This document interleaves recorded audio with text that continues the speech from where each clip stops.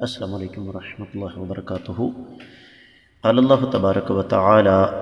بعد اعوذ باللہ السمیع العلیم من الشیطان الرجیم انما الصدقات للفقراء والمساکین والعاملین علیہا والمؤلفۃ قلوبهم وفی الرقاب والغارمین وفی سبیل اللہ وابن السبیل فریضۃ من اللہ واللہ علیم حکیم۔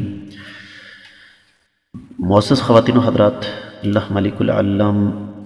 رب الجلال والاکرام کی توفیق اور اس ذات بابرکات کے فضل و کرم سے آج منگل کا دن ہے،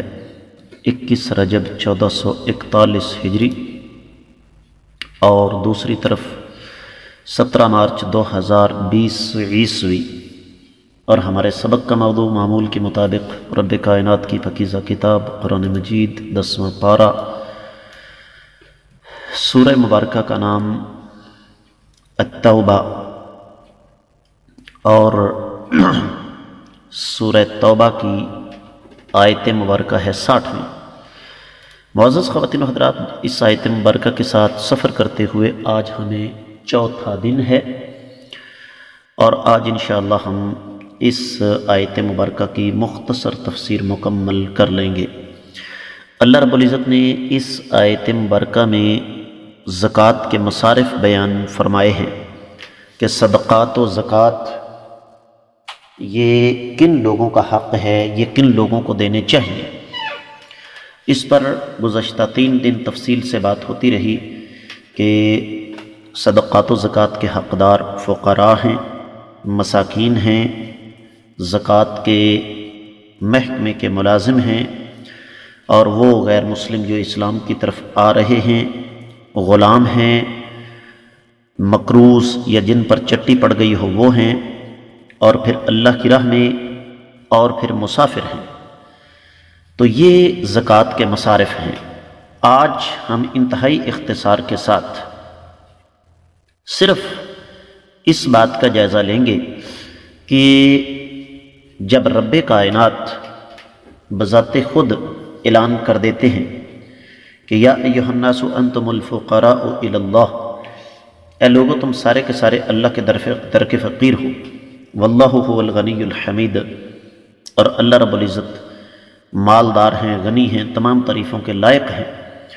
تو اللہ تعالیٰ نے پھر یہ ہمیں کیوں حکم دیا کہ تم اللہ تعالیٰ کی راہ میں مال خرچ کرو؟ اہل علم نے اس کی 6 وجوہ بیان فرمائی ہیں۔ سب سے پہلی وجہ کہ مال جو ہے نا وہ طبعی طور پر انسان کو محبوب ہوتا ہے، اور جب انسان کو یہ مال محبوب ہوتا ہے تو اس کا مطلب ہے کہ انسان کا دل مال کے ساتھ لگا رہتا ہے۔ تو اللہ تعالیٰ یہ نہیں چاہتے کہ انسان کا دل مال کے ساتھ لگا رہے، کیونکہ جب دل کے اندر مال کی محبت آئے گی تو جس قدر دیگر چیزوں کی محبت آئے گی تو اسی قدر اللہ تعالیٰ کی محبت انسان کے دل سے کم ہوگی، انسان پھر اللہ تعالیٰ کی اطاعت کم کرے گا۔ اور اس کی واضح مثال ہمارے سامنے یہ ہے کہ اللہ تعالیٰ کی نافرمانی کرنے والوں میں سے زیادہ تر لوگ وہ ہیں جن کے پاس بہت زیادہ مال ہے۔ تو رب کائنات نے مال اللہ کی راہ میں خرچ کرنے کا حکم دیا تاکہ انسان کا دل اللہ تعالیٰ کی طرف مائل ہوتا رہے۔ دوسرا سبب یہ ہے کہ کثرت مال کی وجہ سے دل کے اندر سختی پیدا ہوتی ہے، انسان دنیاوی زندگی سے محبت کرتا ہے، دنیاوی لذتوں، دنیاوی خواہشات۔ تو دنیا کی زندگی سے محبت کو کم کرنے کے لیے رب کائنات نے حکم دیا کہ زکوٰۃ نکالو تاکہ دل کی سختی کم ہو۔ تیسرا سبب یہ ہے کہ یہ زکوٰۃ نکالنا دراصل ایک مومن بندے کا امتحان ہے، اس لیے کہ جو مال انسان اپنی محنت کے ساتھ، مشقت کے ساتھ، خون پسینہ ایک کر کے کماتا ہے، اس میں سے کچھ حصہ نکالنا اتنا آسان نہیں ہے، جس کا زندہ ثبوت یہ ہے کہ بہت سارے لوگوں کے لیے زکوٰۃ دینا موت ہے۔ تو رب کائنات نے دراصل ایک مومن کا امتحان لینے کے لیے یہ زکوٰۃ کا نظام ہمارے سامنے رکھا۔ چوتھی وجہ اہل علم یہ بیان فرماتے ہیں کہ مال جو ہے ہمارے پاس وہ اللہ کا ہے، اور جو مالدار لوگ ہیں وہ اللہ کی طرف سے خزانچی ہیں،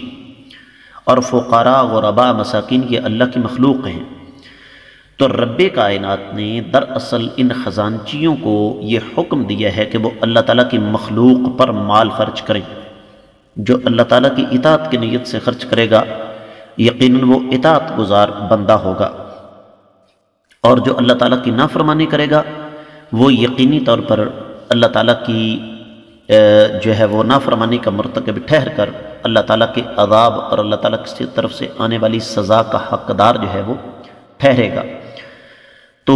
جو انسان خوشی کے ساتھ، خوش دلی کے ساتھ اللہ کی راہ میں مال خرچ کرے گا یقیناً یہ اس بات کی علامت ہے کہ اس کے دل میں ایمان کی شمع روشن ہے۔ اور ہمیں ہر دور میں، یہاں تک کہ آج کے دور میں بھی ایسی مثالیں مل جاتی ہیں کہ لوگ اللہ تعالیٰ کی راہ میں مال خرچ کرتے ہیں، اور مال خرچ کرتے ہوئے نہ صرف یہ کہ ان کے دل میں کوئی کڑن، کوئی گھٹن نہیں ہوتی، بلکہ الٹا جن پر وہ مال خرچ کرتے ہیں ان کے احسان مند ہوتے ہیں کہ جی آپ کی نوازش ہے، آپ نے ہمیں یہ موقع دیا ہے کہ ہم اپنا مال ربانی بینک میں جمع جو ہے وہ کروا دیں۔ اسی طریقے سے ایک پانچواں سبب بھی ہے، اور وہ یہ کہ یقیناً مال کی حاجت تو ہر انسان کو ہوتی ہے، امیر ہو یا فقیر۔ تو جب ایک غریب آدمی امیر آدمی کو کھاتے پیتے دیکھے گا تو اس کے دل میں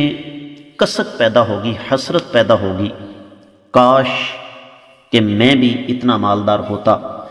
اور دوسری طرف اگر امیر آدمی اسے اپنی خوشیوں میں شریک نہیں کرے گا، جس طرح کہ ہماری اکثریت نہیں کرتی، تو اس کے دل میں امیروں کے خلاف نفرت پیدا ہوگی، اور اس کا نتیجہ میں اور آپ اچھی طرح جانتے ہیں کہ پھر غریب بغاوت پر اترے گا۔ تو اللہ تعالیٰ یہ نہیں چاہتے کہ ایسا معاملہ ہو جس سے معاشرے کا توازن جو ہے وہ خراب ہو، اس لیے امراء کو حکم دیا، جو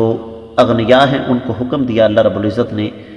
مالداروں کو حکم دیا کہ اپنے ارد گرد غرباء فقراء مساکین کا خیال رکھو تاکہ ان کے دل میں تمہاری نفرت نہ بیٹھنے پائے۔ چھٹا سبب جو اہل علم نے بیان فرمایا ہے وہ یہ کہ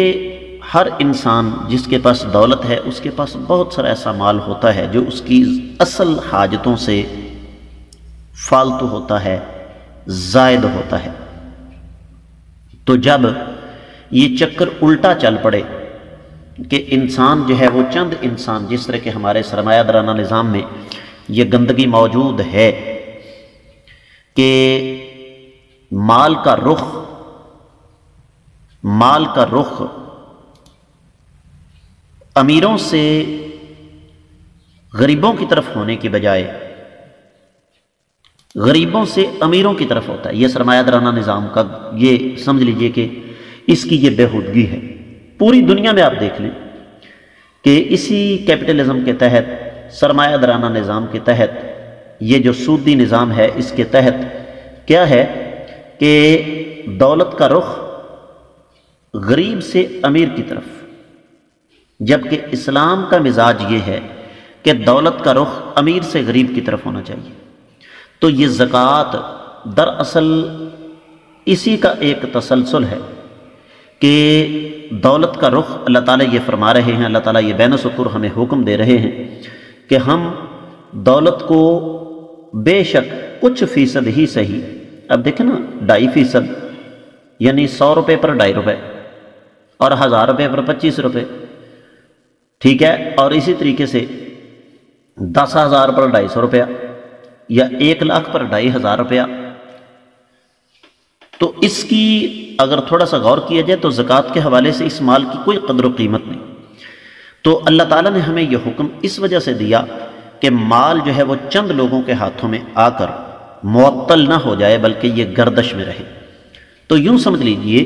کہ زکوٰۃ کا نظام عطا کر کے رب کائنات نے ہم پر مشکل نہیں بلکہ بہت بڑی آسانی بنائی ہے۔ یہ دنیا اور آخرت کی کامیابیوں کی ضمانت ہے۔ میں امید کرتا ہوں کہ 4 دن ہم نے اس آیت مبارکہ کو پڑھا، آپ کو اچھی طرح سمجھ آ گئی ہوگی۔ اللہ تعالیٰ سے دعا ہے کہ اللہ تعالیٰ ہمیں سمجھ کر عمل کرنے کی توفیق مرحمت فرمائیں۔